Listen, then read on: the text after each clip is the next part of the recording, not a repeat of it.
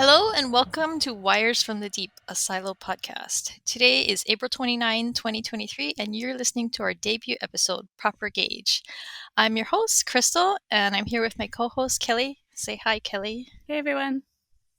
So, Kelly and I are co hosting this podcast, but this is not our first time hosting a podcast together. May seem like it. Yeah, we're kind of low production here. But we used to host a podcast about Ender's Game together called Endercast, and oh my god, we did it 9 years ago. Yeah. That was our Coming up last on 10. episode, I think. I Yeah, think so, yeah. it's crazy.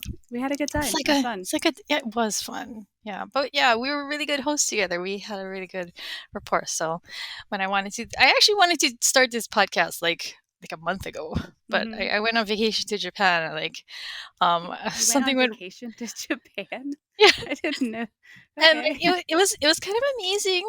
I mean, not kind of amazing. It was pretty amazing. And Mhm. then like on the way home, we like got stranded in Japan, and it was a horrible Like mess. your whole So I, family? yeah, they Jesus. canceled our flight and left us at the airport with no help. So yeah, it took us like almost 2 full days to get home. Oh, it was crazy.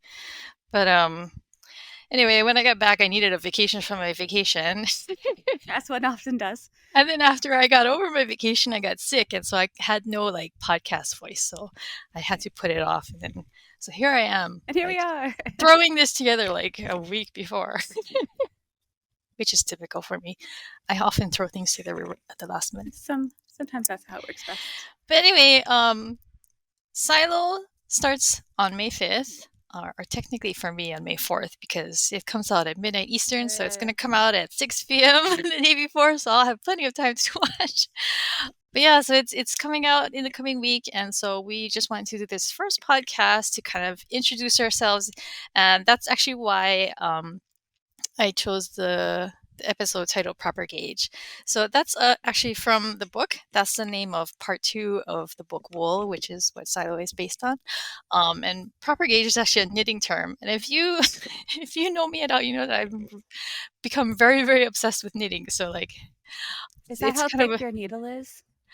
And like the size of the stitches? it's like the size of the stitch. Because like there's needle sizes, and there's like yarn thickness, and then there's like I crochet a little, so I'm kind of on the yeah, same page. so like you need to get gauged. Like the designer of the pattern that you're working on, maybe they're like more stressed out and they're knitting tighter than you or something. And like like if Oh they like yeah, tell you okay. to knit like 50 stitches, and their knitting piece of fabric at the end comes out to be like way bigger than yours or way smaller than yours, then you're obviously not going to get same size finished product, right?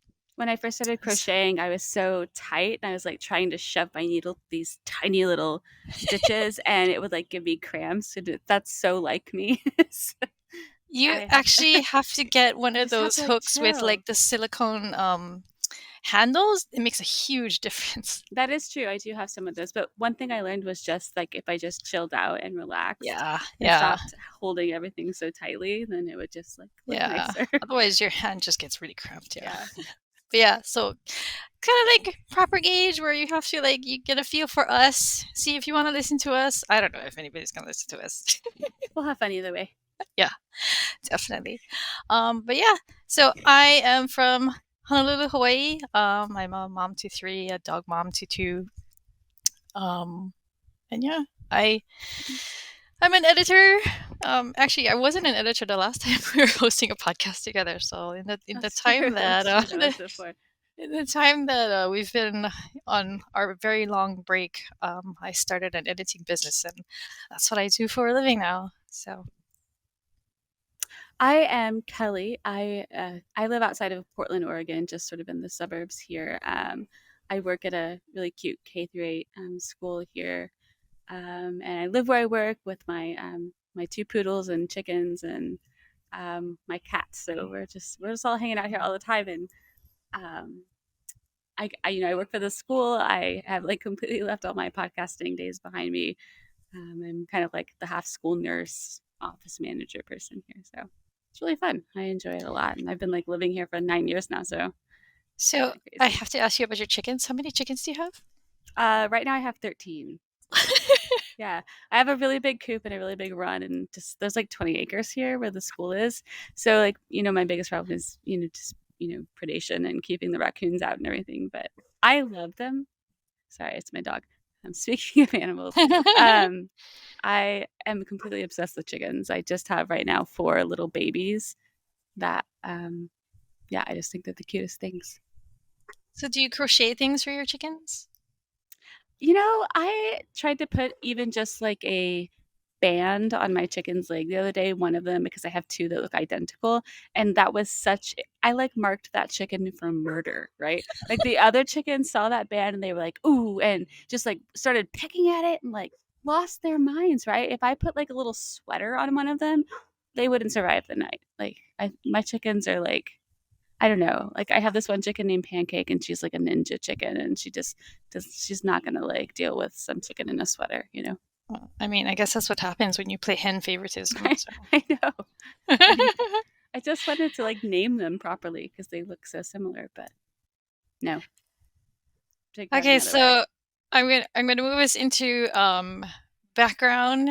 So for me, like I said, I met Kelly through Ender's Game. I actually met her on the set of Ender's Game because we were invited to go to the set in New Orleans, and that's where I first met her. And It's so then funny. while I was there, I bought the domain for the Down Deep, which is my wool slash silo fan site, and that was in I think it. Maybe I misremember. I know that I bought the domain in 2012. Was that the year that we went I mean, I think to so. the That set? sounds right. It was released in 2013, wasn't it? Something like that. Yeah, I'd say Yeah, 2012. So November. yeah. That sounds right. But yeah, and then I started this site, and then it's just kind of been dormant for a really long time, and then like it finally got because it went through like all these different production like ups and downs and stuff like that, and Right. finally it was getting made, and it's just kind of funny that it's coming out now after the pandemic. Can you imagine if a show like this had come out during the pandemic? I mean, that's funny.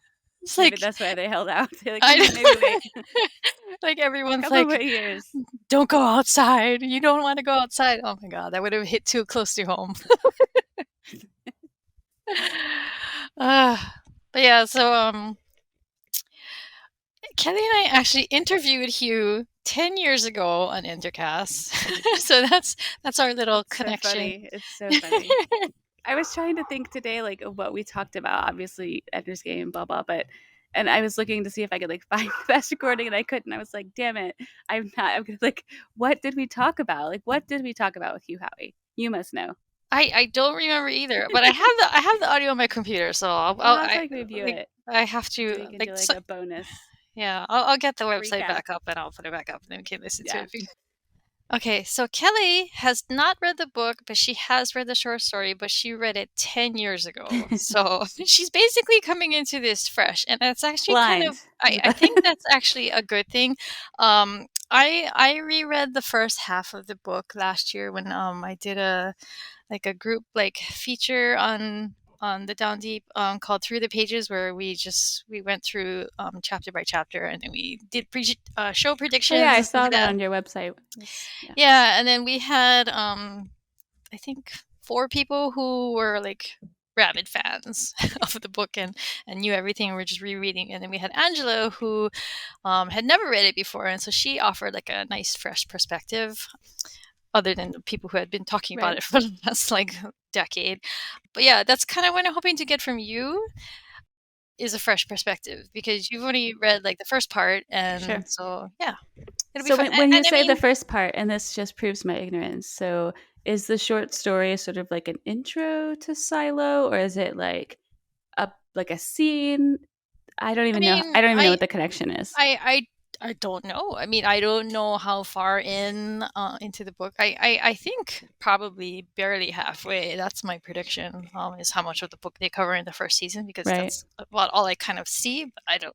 I mean, I haven't seen the show, so No, I just not any mean of the lucky press. no. I mean like so the short story is all I've read. So I don't know where the short story fits into the book. So like hmm I don't know if that's like a intro to the book. I don't have any idea.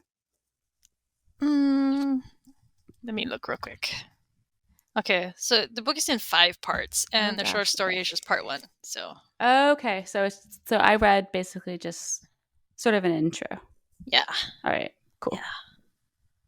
yeah. So I'm kind of envious of you because I've always felt that books can ruin shows, but shows can't really ruin books. So you can Yeah, like, I think that is I where I am as well. Yeah. I like watching shows that I've read books of. I don't feel like that ruins anything for me. Um, but if I want to really enjoy a show, it's probably best that I haven't read the book yeah, I first. mean, if you want to see like all the twists and everything, Yeah. it's like obviously it's more like theatrical and exciting and heart pounding when you're like watching it with like music Yeah. and like acting and everything like that. But like, I mean, books are still really enjoyable too, obviously, But just because a different experience. It's yeah, just it's a like, different experience. Yeah. yeah.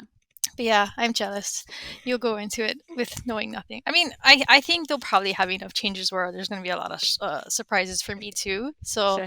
it'll be exciting to see that too. Because like with Game of Thrones, I had been a fan of that book since like I don't know 1997 or something, and Hmm.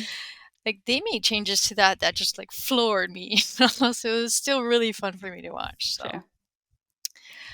I recently watched HBO's His Dark Materials, and I was such a fan. Like the books mean so much to me, just from like childhood and even now. And like they made changes. They made so many changes, and of course they had to like like smudge some characters together, but like beautiful. I loved did that so so much. is the final season out already on that? Yes, it's done. Okay, so Um, did they cover the whole series? so they covered the first 3 books of His Dark Materials, Oh, okay. like the Secret Commonwealth and all of those. Like that's completely separate, but Because like yeah. I started to watch season 1 of that, and then I started remembering how sad I was at the end of the series. Oh my god, right? And the show is not any better. It's just one of those, like the last episode of the final season is just one of those things that you watch if you just want to cry. You just turn it Oh. on just to like have a cathartic moment, I feel. Okay, well, that's So, good to know because I need to be in a certain mood to watch oh sad yeah, things. yeah. Yeah, I mean, you've read the yeah, books, right? So you know how that goes. yeah, Yeah. yeah, yeah. That book series is one of the ones that really stuck with me. Yes. Yeah, so good. Yeah. Okay. So, Silo is going to be 10 episodes. So, we're going to try to do one episode, or yeah, one episode for every episode, one podcast episode for every show episode. So, the first 2 episodes are going to be coming out this coming Friday, but we're going to split that into 2 episodes instead of talking about both at the same time because I'm kind of a binge monster. I can watch a Netflix show in like less than 36 hours. So it's probably a good idea to be watching something on Apple TV that comes out week to week Yeah. because it's kind of an unhealthy habit of mine. Well, But I miss the days when like my favorite show came on Monday nights at 7, I had something to look forward to. Now it's just yeah, like I have a date to look forward to, like throwing the rest of my life away while I sit in front of my TV for, 2 days. That's not healthy, and it yeah. takes away the anticipation. So, Yeah, so I approve for of when I this. was thinking about this, I was like, okay, I gotta remember that like normal people will probably just watch one episode and then they just come back to it later. I don't know anymore. Like I don't know. I think binge watching is pretty much the is how like most people devour their TV these Yeah. days. But I don't know. But yeah, out of consideration for people who aren't gonna have time to watch both episodes on Friday, we're gonna split it into two I episodes. might be So one of those people. So but yeah, so the show we're gonna aim for a spoiler-free format, and that's gonna be a little tough for me because I have to make sure I don't blurt anything out and spoil anything for you. yeah, don't ruin it for me. But Yeah. but does spoiler free mean that I can? We're not spoiling the TV episodes, right? So we can spoil. If anyone's listening to this, they're going to expect to be spoiled about the episode. Yes. Yeah. So Yeah. yeah. So we'll like I guess at Play the by start ear. of the I don't episode know. we'll tell you, this episode is about this episode, so don't listen to this Yeah. Yeah. podcast until That's you've watched. But we yeah. can't all pretend like we've not seen it. It can't be like a podcast about nothing. Yeah. Well, might have been good. I don't know. Okay, Okay. so now that we're through with that, we're gonna move on to a trailer discussion. Because there's been a teaser and there's been a Yes. trailer, and I just saw today that there's a promo that Apple released 3 days ago that has a lot of new footage that I hadn't seen before. So I have to I've share watched that. all of these things for the first time in the past like 24 hours. That's Okay, my so perspective. with that in mind, though, what do you think like of the overall vibe and the look and stuff like that? What my very first thought, and it was even as I remember when I read the short story, is that the silo reminds me of those corncob buildings in Chicago. And I even like I don't have you been to Chicago? They're called the Marina Towers. So when you're just driving around, there's these two like I guess they're condos and they're shaped just like corn cobs, and that's what the whole building layout reminded me of, Yeah, like I have no instantly. idea. I've been to the Chicago airport. I actually went to the Chicago airport on my way home from the Ender's Game set visits. Oh, interesting. But yeah, I never went outside. So But yeah, I yeah, don't know what Chicago. I it wasn't what I expected. And mostly it is because I've only read the short story. And so that's what I had in my mind of like where the story was headed. And I don't think that this was it for me. Mhm. What about you? So have you watched the show the or heard about the show Snowpiercer? I mean, not the movie, the show. No, I have Okay, not. so there is a show on TNT for. Have you watched the movie Snowpiercer? No. Okay, See, so you really just Snowpiercer. you're talking to a stump here. Got nothing. So Snowpiercer is like post-apocalyptic. The world has frozen over, and all the remaining people on the planet live on a train that circles the globe. It's like a rich A man's train. train. Okay. Yeah, and so there's like classes, like the poor people live in the back, Oh. the rich people live at the front, etc., etc. And then they made a TV show about Snowpiercer on TNT, and I actually watched that. I didn't watch the final season, but I watched like the first like I think 2 or 3. I forget, but this really gave the teaser. Snowpiercer vibes. Yeah, I got Snowpiercer vibes. They have like cows and they Well, is have the silo agriculture. sort of top to bottom ranked? Like, is it about wealth, like where you live? I think it kind of Can is we like say that? I don't know. they have like people divided. Yeah, I'm not gonna give the terms, but yeah, I think it's kind of like the Snowpiercer train, where it's like poor people Hmm. like live in the like the deeper parts because and then the wealthier people or the more well off people live like near the top where they can go easily go to the top and go look out the view screen and stuff like that. So yeah, like just the look of it, like how they have like I think I saw in like Wait, so did the train also have like a view out the window that you just like took? oh yeah yeah And again, yeah. like in this silo, I have no idea what they see out their window, if that's true or not. I'm just saying, I mean, seems kind of fishy. you can see in the teaser, like they can see like I don't know, it just looks like Just a desert landscape with rocks Simi and Valley. stuff. Yeah, it just looks like a dead world. So Yeah, that's yeah. So and like it's not safe. Like they say in the voiceover, it's not safe they did. outside. Right. But they also even imply in the trailer that they can't trust like what they're seeing out these Yeah, windows, right? yeah, yeah. So in Snowpiercer, they can see outside, and all they see is snow. So Of course. if they go outside, they're gonna freeze to death. So When you say that they're driving in a circle, in how huge is their range? Is the oh, whole it's like planet it just goes covered around in the whole snow? planet. Oh, Yeah, yeah. It's kind of crazy. It's pretty cool. But yeah, so they have like different train cars for different things. Like they had like a aquarium car and like dining cars and and like I don't know, cars with like marketplaces and stuff like that. And like the one like really ridiculous part of Snowpiercer for me was always it's a freaking train. And like some of the sets look ginormous. And so they would have like an episode in like some like concert hall or like a marketplace and I'd be like, this looks freaking huge. There's no way this train is this big. it's like Hermione's handbag where she's just like Exact- pulling shit out. exactly. Like, wait a second. So yeah, it's a lot more believable in Silo because they have like an entire floor of this giant silo that they can dedicate to like This is reminding an me, orchard. isn't there like some apocalyptic game you can play on your phone where you build like levels and every level is its own thing, like the restaurant level and the whatever level, and you hire workers? What is that? I You don't don't, know. oh I don't shoot, know. I you're mean, I'm sure I have not a seen an phone ad for it or gamer. something. No, I am. I get a lot of ads too for stuff like that, like It's zombie been a games. And while. Let me see. I do not want to play a game like that, though. I would get really fixated on a game like that. I used to play this game called Tiny Tower, where basically you just build different themed floors I with your think this little is like pixel that. people. Yeah. Yeah. Yeah, so yeah, I got really obsessed with playing that game. I was making all these different restaurant levels and fitness levels, and like, yeah. You're passionate about everything that you do, Crystal. If they came up with a silo game, I would probably play that, and I would probably sink a lot of hours into that. It would not be fun. I got a PlayStation 5 semi recently, and yeah, that's been sort of a time sink for me. Yeah. But at least you get enjoyment out of it, right? So, For sure.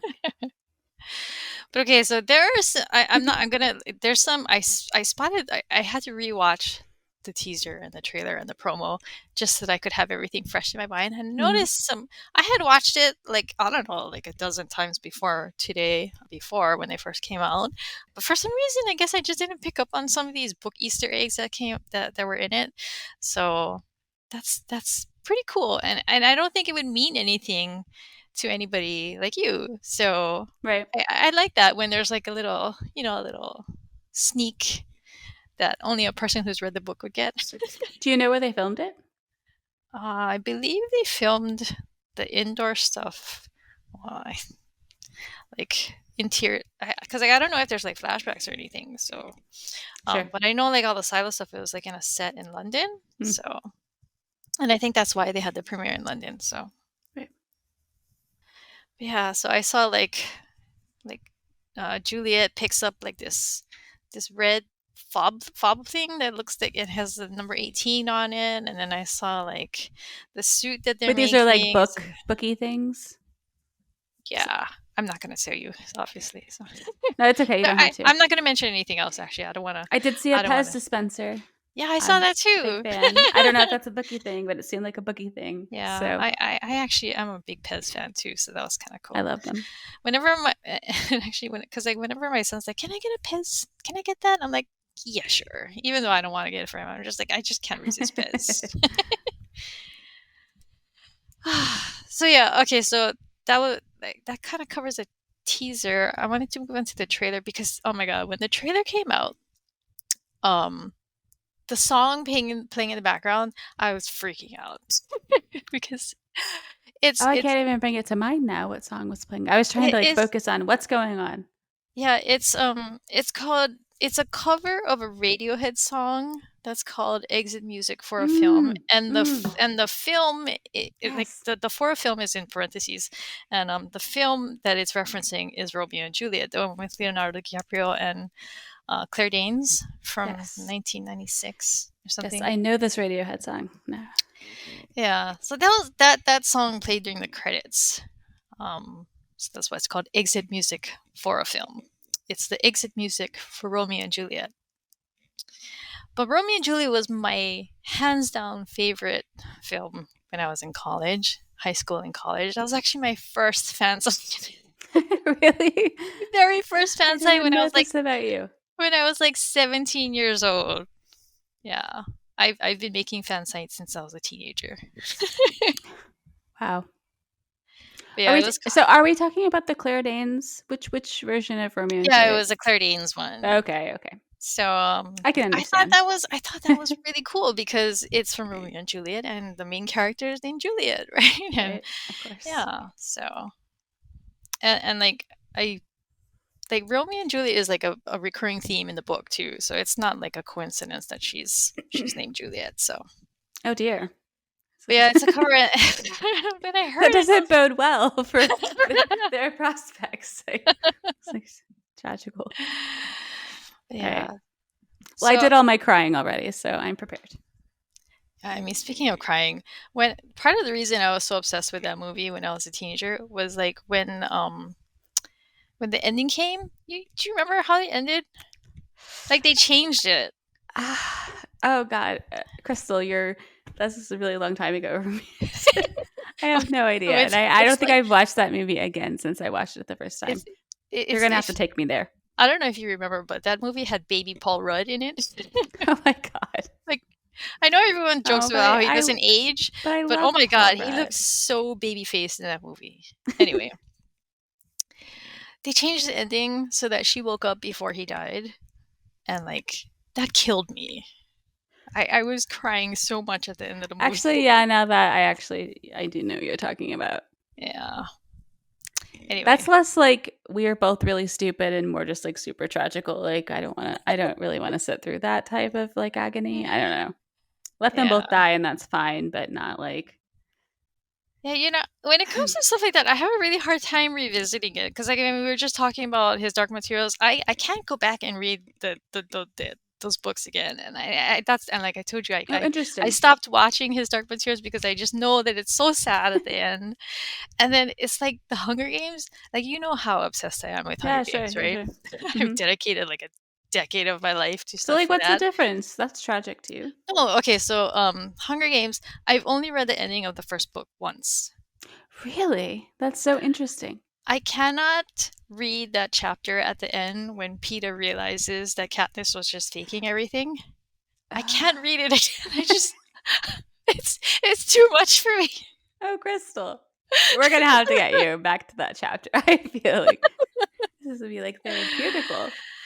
I mean, Ah, his Dark Materials is like that for me too, but I find that I think like revisiting things like that, it's just there's like a catharsis. I don't know. I yeah. like being there again and sort of feeling things again, and I always cry and then I move on with my day. It's just like, oh well, you know.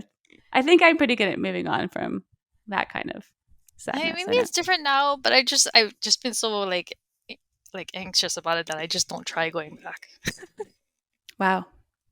I think you need to. This sounds like a need. Oh boy. Could be a whole new podcast. All right. So, one thing I wanted to talk about too was so in the promo, I think it was the promo. She's like Juliet is talking about how like Holston is asking her, "What is this place?" And she's like, "I think this is from before the rebellion." And so they're in this huge underground cavern, Right? and I don't know. I mean, wondering if that's the actual down deep, because Juliet is a mechanic. She works in the down deep, but I'm not wondering if like part of the changes is that there's like something even deeper. So The Down Down Deep. yeah, the down down I deep. couldn't actually tell from the trailer what she said was from before. They had entered a cavern, but I couldn't tell what they were like seeing. Yeah, I That mean that's made the it. thing about And of trailers. course, you know, it's They, so brief. I'm like, oh, and yeah, contrast and it's dark and all that they might stuff. be tricking us and like cutting from other parts of the show and stuff like that. So, Right, of course. Of course. Just but one yeah, thing I I mean, do like remember from the trailer is like it's funny. I used to work at this summer camp and we had like this really horrific experience with paper lanterns and like they were like releasing them into their corn cob and I was like, no, like if you have this like one, where is it going to go? You're just going to catch the whole place on fire. yeah, one time my mom brought over some of those for my kids, and she's like, "Oh, we have to like put a flame in it, and then it'll fly away." And I was like, "But where's it gonna land? I mean, is it Exactly. gonna land in somebody's yard? And like, what if Exactly. Or it's like like really on their dry?" roof. Or, I was like, "So yeah, I had to tell her, sorry, no, I don't want that's to cause a basically brush what fire." happened at my previous place of employment was that we like let a whole bunch of them go, but no one gave any concern as to where they were going or what's going to happen when they got there. So that was fun. Yeah, but I mean, I'm excited. I hope you're excited. I am And excited.